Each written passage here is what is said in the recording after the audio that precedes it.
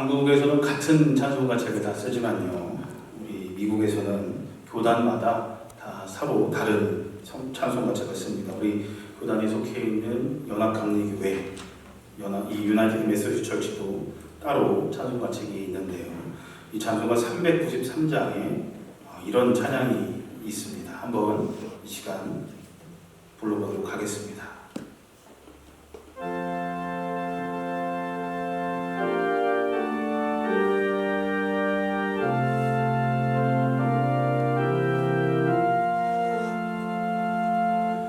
Spirit of the living God, fall afresh on me. Spirit of the living God, fall afresh on me. Make me mold me, fill me, use me, Spirit of the living God, fall afresh on me. 살아계신 성령님, 나를 새롭게. 살아계신 성령님, 나를 새롭게. 녹이시고 빚으시고 채우시고 사용하소서. 살아계신 성령님, 새롭게 하소서.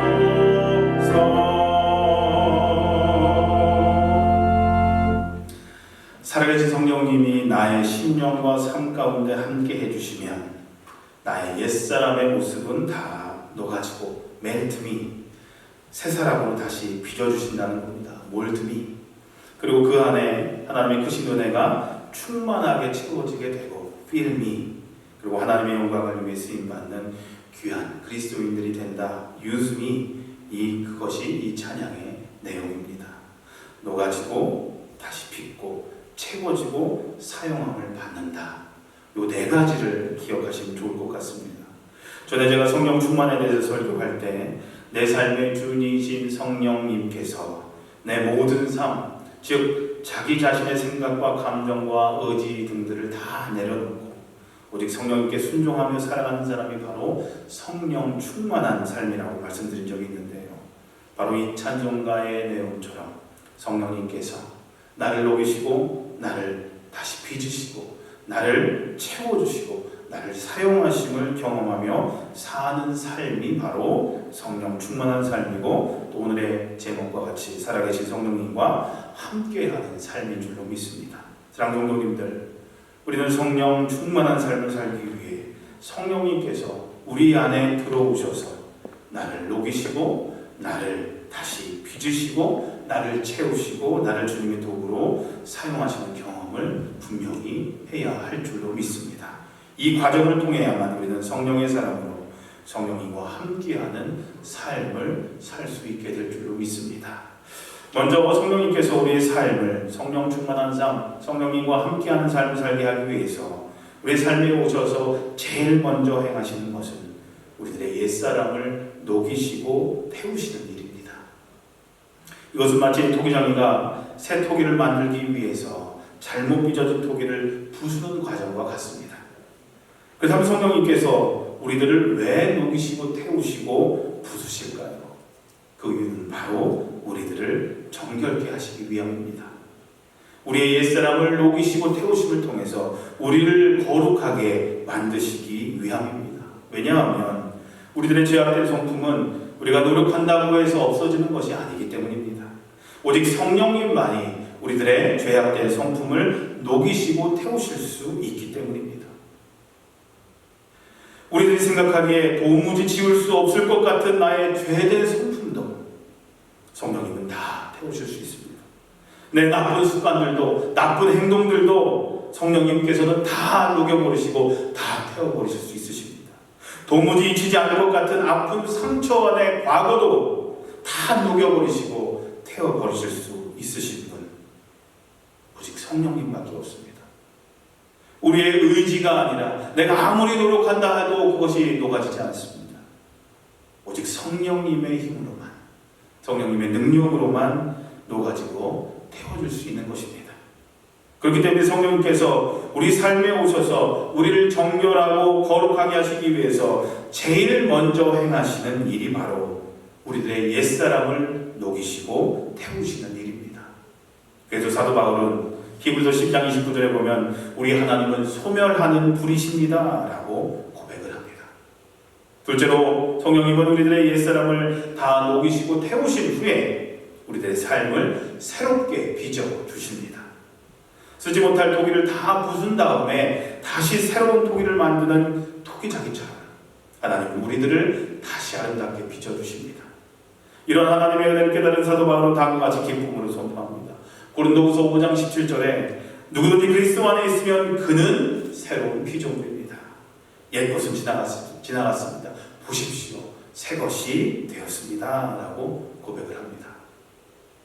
우리는 구약에 기록된 이스라엘 민족의 역사를 보면서도 다시 빚으시는 하나님의 은혜를 발견할 수 있습니다.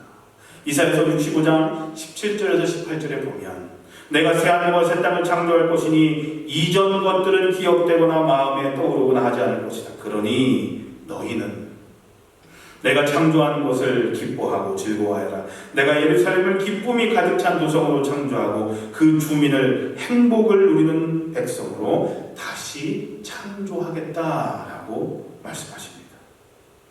하나님은 하나님 앞에 잘못을 범한 죄를 지은 이스라엘 백성들을 철저히 부숴버리셨습니다. 그리고는 부숴버린 상태로 남기신 것이 아니라 다시 빚으셨습니다. 그들을 회복시켜 주셨습니다. 녹여지고 채워졌던 우리들을 성령님께서 날마다 새롭게 빚어가시는 것, 우리는 이것을 다른 말로 성화라고 말할 수 있습니다. 영어로는 sanctification이라고 얘기를 하는데요. 성화, 거룩할 성에 될 화, 거룩하게 되는 것. 조금씩 예수님을 닮아가게 되는 것. 점점 예수님처럼 생각하고 예수님처럼 행동하게 되는 것. 이 성화. 예수님을 생각나게 하는 사람으로 성령님은 매일매일 우리를 만들어 가십니다. 이것이 성령님께서 우리 안에 역사하실 때 일어나는 두 번째 변화입니다. 녹이시고 다시 우리를 빚으십니다. 이사야서 64장 8절에 보면 이사야는 그러나 여호와여 이제 주는 우리 아버지시니이다. 우리는 진흙이요 주는 토기장이시니 우리는 다 주의 손으로 지으신 것이니이다 라고 고백을 합니다. 우리는 토기장에 하나님이 빚으시는 진흙이라고 이사야는 말합니다. 그런데요, 토기장에 하나님이 우리를 잘 빚어주시는 것도 중요하지만 진흙인 우리들도 부드러워야 합니다. 진흙이 딱딱하면 그 진흙으로 원하는 모양을 빚기가 어렵기 때문입니다. 아마 찰흙이나 진흙을 가지고 놀아보신 경험들이 있으실 텐데요. 그게 말랑말랑하고 부드러울 때는 뭐든지 만들 수가 있습니다. 하지만 그것이 딱딱하게 굳을 때는 만들 수 있는 것이 없습니다. 마찬가지입니다. 그렇기 때문에 진흙인 우리들은 부드러워야 합니다. 딱딱해서는 아무것도 만들 수가 없습니다. 그런데 부드러워지기 위해서 우리들의 생각을 다 주님 앞에 내려놔야 합니다. 우리의 욕심을 다 내려놔야 합니다. 주님의 말씀과 뜻에 순종하는 자세를 가져야 합니다. 그래야 우리가 부드러워질 수가 있습니다.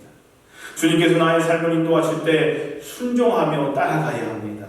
그래야 하나님이 빚으시기에 적당한 진흙이 될 수 있기 때문입니다. 사랑하는 성도님들, 우리가 우리의 삶을 빚는 것보다 우리를 더 잘 빚어주실 하나님을 신뢰하면서 하나님의 인도하심을 따라, 성령님의 인도하심을 따라 순종하며 사시기를 주님의 이름으로 기도합니다. 세 번째로 우리를 녹이신 후에 새로운 모습으로 빚어주신 하나님은 우리의 삶을 성령의 능력으로 채워주십니다. 자, 녹이셨습니다. 다시 만드셨습니다. 그리고 난 다음에 그냥 내버려 두시는 것이 아니라 우리의 비어있는 심령 속에 성령의 능력으로 채워주십니다. 창세기에 보면 하나님께서 흙으로 인간을 빚으신 후에 그 코에 생기를 불어넣으셨다라고 기록하고 있습니다. 그래서 인간이 생명이 된지라 생명이 되었다라고 말씀하고 있습니다. 이것은 하나님께서 우리들을 성령의 사람으로 새롭게 변화시킬 때도 우리들이 경험할 수 있는 것입니다. 사도행전에 보면 하나님께서 제자들에게 성령을 보내주십니다. 성령을 채워주셨습니다. 그래서 저들이 권능을 받고 능력 있는 제자의 삶을 비로소 살 수 있게 되었습니다.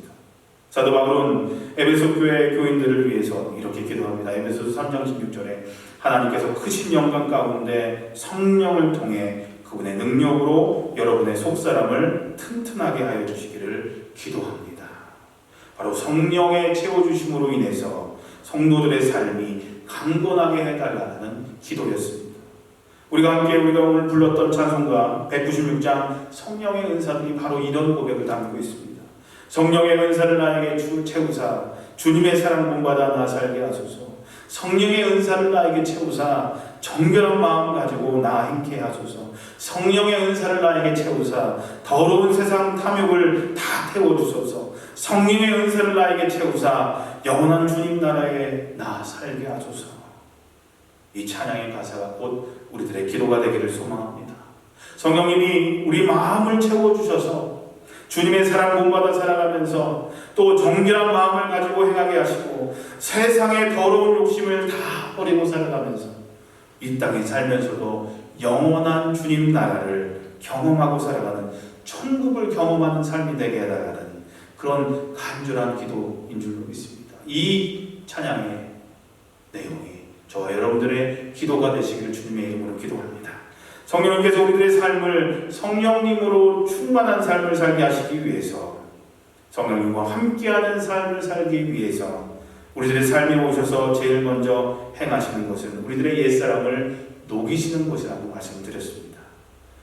녹이신 후 그냥 내버려 두는 것이 아니라 우리를 다시 빚으신다고 말씀드렸습니다. 그리고 빚으신 후에 우리들의 삶을 성령의 능력으로 채워주신다고 말씀을 드렸습니다. 그리고 마지막으로 이 부분이 제일 중요한 부분인데요. 우리를 하나님의 일을 위해 사용하시게 됩니다. 녹이시고 다시 빚으시고 채워주시는 것으로 끝나는 것이 아니라는 것입니다. 우리를 사용하시는 데까지 나아가야 된다는 겁니다. 우리 성령님의 능력으로 채워지는 것으로 마치는 경우가 많지만 거기서 끝나는 것이 아니라 한 단계가 더 있다는 겁니다. 우리를 사용하시는 단계까지 우리가 나가야 된다는 겁니다. 성경은 하나님의 영이신 하나님 성령님께서 우리를 심령과 삶에 임하실 때에 어떤 결과가 나타나는지에 대해서 이렇게 기록합니다. 오늘 안용수 형제의 찬양이 그 찬양이었습니다. 누가복음 4장 18절에 19절에 보면 주의 성령이 내게 임하셨으니 주의 성령이 내게 임하셨으니 이는 가난한 자에게 복음을 전하게 하시려고 내게 기름을 부으시고 나를 보내사 포로된 자에게 자유를 눈먼 자에게 다시 보게 함을 전파하며 눌린 자를 자유롭게 하고 주의 은혜의 해를 전파하게 하려 하심이라 라고 말씀하십니다. 주의 성령이 내게 임하셨으니 사도행전 1장 8절에도 오늘 본문에도 똑같은 말씀이 나옵니다. 주의 성령이 오직 성령이 너에게 임하시면 너희가 권능을 받고 예루살렘 온 유대와 사마리아 땅끝까지 이르러 내 증인이 될 것이다. 성령이 내게 임하시면 성령님에 의해서 우리가 녹아지고 다시 빚어지고 채워진다면 이제 하나님께 쓰임을 받게 되는 경험을 하게 된다는 것입니다. 나를 하나님의 도구로 사용하심을 경험하며 살 수 있게 된다는 것입니다. 나를 통해 일하시는 하나님을 체험하게 된다는 것입니다. 이때 비로소 우리는 성령 충만한 삶을 경험하게 됩니다. 그리고 이런 사람을 우리는 살아계신 성령님과 함께하는 삶이라고, 함께하는 사람이라고, 성령의 사람이라고, 성령 충만한 사람이라고 말할 수 있는 것입니다. 하나님께 쓰임 받을 때 그 사람이 성령 충만한 삶입니다. 기도와 영성에 대한 글을 많이 쓰신 헨리 나우엔이라는 분이 계십니다. 지금 돌아가셨지만 많은 그리스도인들에게 영성에 대한 아주 좋은 영향력을 끼치신 분이십니다. 근데 이분이 성만찬에 대한 이야기를 하신 적이 있습니다. 성만찬에는 네 가지 요소가, 네 가지 요소가 있다는 겁니다. 한번 보실까요? 파워포인트 한번 보실까요? 테이킹, 빵을 취하심, 블레싱, 빵을 축사하심, 브레이킹, 빵을 떼심, 기빙, 빵을 나누어 주심. 이 네 가지가 성만찬의 중요한 요소라는 겁니다. 제가 여기 빵을 준비해 왔는데요. 자, 빵을 취하심. 우리가 성만찬 할 때 빵을 제가 들죠. 그리고 빵에 축사를 합니다. 거룩하게 되게 해달라고 빵을 블레싱, 축사합니다. 그리고 빵을 떼죠. 빵을 떼서 어떻게 합니까? 그 다음에 빵을 제가 나눠드립니다. 우리를 위해 찢기신 예수님의 몸입니다 하면서 나눠드리죠. 이 과정이 있어야만 성만찬이 이루어집니다. 빵을 취해 빵에 축사하고 축복하고 빵을 떼어서 빵을 나누어주는 데까지 나가야 된다는 겁니다. 근데 우리 삶도 이와 같다는 겁니다. 먼저 하나님께서 우리들을 하나님의 자녀로 취해 주셨습니다. 삼아 주셨습니다. 빵을 취하듯이 우리를 테이킹, 취해 주셨습니다. 그리고 우리를 축복해 주셨습니다. 여러분들이 지금 하나님을 예배하는 것 이미 하나님께서 여러분을 취하셔서 축복해 주셨기 때문에 지금 여러분들은 하나님을 예배하고 있는 것입니다. 그러므로 우리는 축복으로 끝나는 것이 아니라 이제 우리들의 삶을 브레이킹, 떼어서 우리들의 삶을 우리 이웃들에게 나누어 주는 데까지 나아가야 한다는 것입니다. 하나님께서는 우리들이 그러한 삶을 살게 하기 위해서 우리들을 부르시고 축복하셨다는 겁니다. 빵을 떼고 빵을 나누어 줌이 있어야만 성만찬의 의미가 이루어지듯이, 완성되듯이, 여러분들 빵을 취하고 축사한 다음에 여러분들에게 나눠주지 않고 찢지 않고 그냥 저 혼자 먹으면 성만찬이 됩니까? 찢어서 우리가 같이 나눠 먹을 때 성만찬이 이루어지는 것같이 우리들의 삶도 주님께서 우리를 취해 주시고 우리에게 복을 내려주셨는데 그것으로 끝나는 것이 아니라, 근데 대부분의 그리스도인들이 여기에서 멈춥니다. 오늘날 그리스도인들이 교회가 욕먹는 이유가 바로 여기에 있습니다. 내가 복받는데 거기서 머물러 있는 겁니다. 복받는 것으로 끝나는 겁니다. 그것이 아니잖아요. 더 남아있잖아요. 근데 우리는 하나님이 나에게 복 주시고 우리 가정이 잘 되고 내 자녀가 잘 되면 다 끝납니다. 그리고 끝납니다. 나의 기도에 응답해 주셔서 하나님이. 그리고요, 내 몸을 찢어서 이웃에게 나누는 브레이킹과 기빙이 없는 겁니다. 그러니까 세상으로부터